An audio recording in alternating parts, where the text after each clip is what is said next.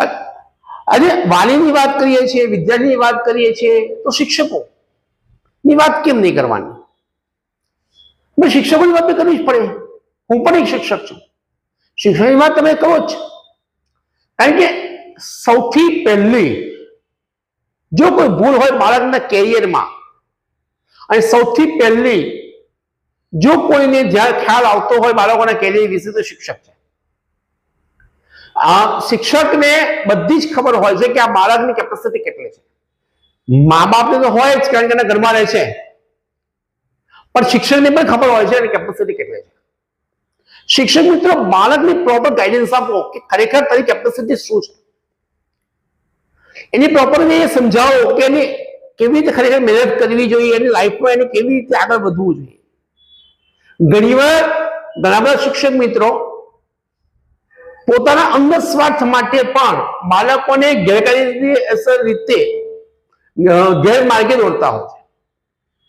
એટલે કોઈ ખોટી એનો અર્થ ન લેતા, પણ કહેવાનો મતલબ એવો છે કે એમને ખોટી રીતે મિસગાઈડ કરતા હોય કે તારા માર્ક્સ તો આવી જ જશે, ચિંતા ના કરીશ, તું મહેનત કરે માર્ક આવી જશે. તમને ખબર છે કે એના માર્ક્સ નથી આવવાના, છતાં બી તમે એને થાપલો છો. અને આ વસ્તુ આપણને નુકસાન કરે જ છે, સાથે એક બાળકના કેરિયરને પણ નુકસાન કરે છે. આ બધી વસ્તુઓ એવી છે કે નાની છે, પણ જ્યારે એનું સ્વરૂપ મોટું થાય છે ને, ત્યારે કેવું થાય છે એ આપણે ન્યૂઝપેપરમાં વાંચીએ છીએ. કોઈને હું બ્લેમ નથી આપતો, પણ હકીકત છે કે કોઈ બી વસ્તુ જ્યારે મોટી થાય ને, ત્યારે જ એના પરિણામો આપણે ભોગવવા પડે છે. કારણ કે શિક્ષકોનું બિહેવિયર એ સૌથી મોટું માપદંડ ગણાય છે. શિક્ષકના બિહેવિયર ઉપરથી જ બાળકની કેરિયર નક્કી થાય છે. શિક્ષક ક્લાસરૂમમાં બાળકો સાથે એવું બિહેવિયર કરો કે બાળકોને કંઈ ટેન્શન ન થાય, બાળકોને ભણવાનું ટેન્શન ન થાય, બાળકોને ભણવાનો બોજો ન લાગે.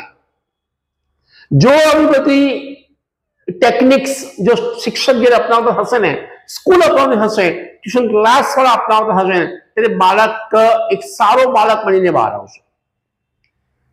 વિદ્યાર્થી એ તો કુમળું બાળક છે. 16 વર્ષનો થયો, 17 વર્ષનો થયો, એ મેચ્યોર થઈ ગયો એવું નથી હોતું. એ હજુ બાળક જ છે, ટીન એજ છે, યંગસ્ટર્સ છે. 18 યર્સ સુધી 19 યર્સ સુધી એની ટીનેજમાં એની વિચારવાની શક્તિ પાવરફુલ નથી હોતી, એટલી આપણી હોય છે. અને આપણે શિક્ષક તરીકે એને પ્રોપરલી ગાઈડન્સ આપવું જોઈએ કે તું જે રસ્તે જઈ રહ્યો છે એ રસ્તો પ્રોપર છે કે પ્રોપર નથી. પ્રોપર નથી તેને વારવો જોઈએ, નહીં કે આપણે એને એની ઉપર પ્રોત્સાહન આપવું જોઈએ. ઘણા શિક્ષકો પ્રોત્સાહન આપતા હોય છે, બધા નથી આપતા, પણ ઘણા આપતા હોય છે.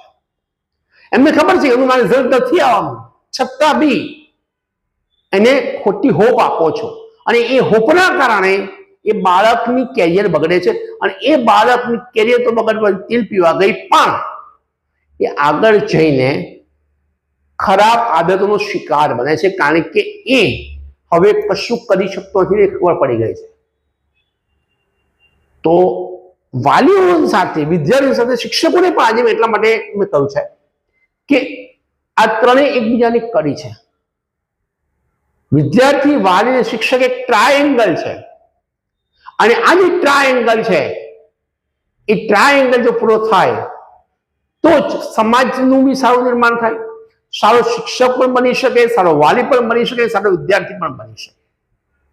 કોને કેટલું મગજમાં લેવું એ તમારી ઉપર ડિપેન્ડેડ છે, પણ આફ્ટર ઓલ આપણે એક સારા નાગરિક બનવું એ આપણી ફરજ છે.